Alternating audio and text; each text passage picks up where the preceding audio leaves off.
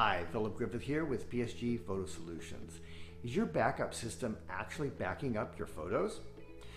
Our digital world is much more fragile than the analog one. The Library of Congress now recommends 5 backups of your digital files. This is up from the 3 for printed documents and photos. But just having those backup systems in place isn't enough. Testing your backup and recovery systems is crucial to ensure that your photos are being properly backed up and can be restored successfully in the event of a disaster or even accidental deletion.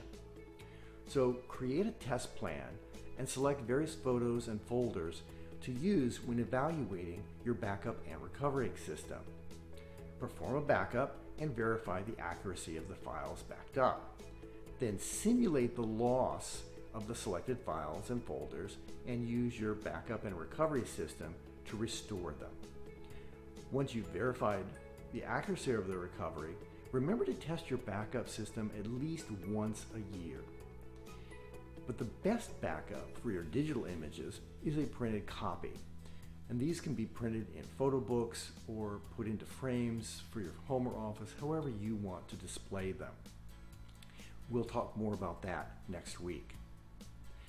Get expert advice on keeping your photos safe from unexpected disasters at saveyourphotos.org.